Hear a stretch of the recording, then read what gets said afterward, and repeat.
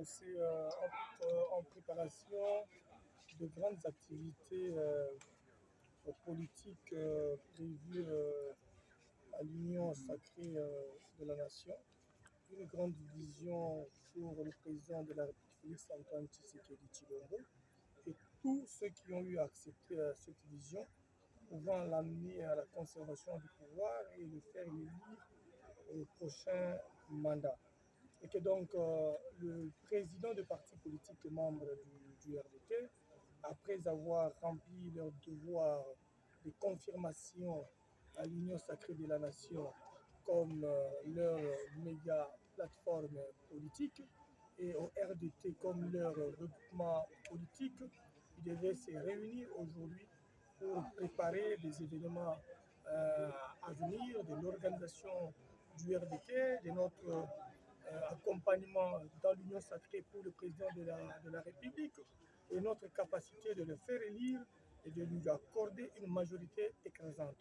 Et aujourd'hui, nous avons enregistré la présence d'environ 60 présidents de partis politiques membres du RDT regroupement politique et membres du RDTA parti politique avec tous ses alliés qui se sont mis d'accord sur une ligne de conduite afin de travailler avec une grande capacité de réconciliation entre tous les acteurs politiques de la société civile, de partis politiques qui sont autour du président de la République pour qu'ensemble le peuple congolais puisse comprendre la voie de la raison pour celui qui lance les balises du développement de notre pays, qui lance les balises de la montée en puissance de notre économie, de la montée en puissance de notre armée nationale, enfin de faire gagner le peuple congolais par la réélection de Félix Tshisekedi Tshilombo avec tous les membres de l'Union sacrée réunis et unis comme un seul homme. Excellence, vous avez parlé des plus de 60 partis politiques.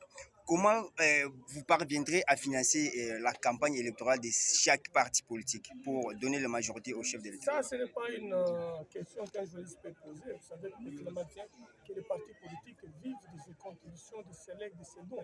Autre chose dont le RDT a résisté pendant 5 ans a été aux élections de 2018 avec ses propres moyens, alors que le parti politique qui était né de l'opposition, qui avait survécu, qui s'était battu et qui avait eu des élus. On n'était pas financé par une institution ou par des individus. Les membres du RDT avaient eu l'opportunité de se payer eux-mêmes la pression, de travailler pour l'intérêt du peuple et non d'aller vers les caisses de l'État. Et aujourd'hui que nous sommes un parti proche du pouvoir, membre du pouvoir, proche du chef de l'État et organisé sur le plan de finances, nous ne trouvons pas d'inconvénient de nous organiser davantage comme on l'a fait en 2018 et comme on l'a fait aux élections de mi-mandat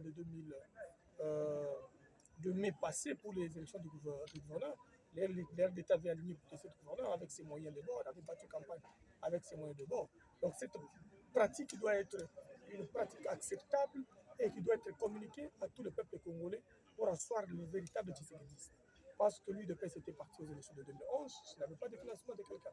Le candidat lui-même s'était supporté. De même, en 2018. Aujourd'hui, au pouvoir, nous pensons aussi bénéficier des autres avantages, mais nous devons le bénéficier d'une manière légale et propre, pas comme les autres. Merci.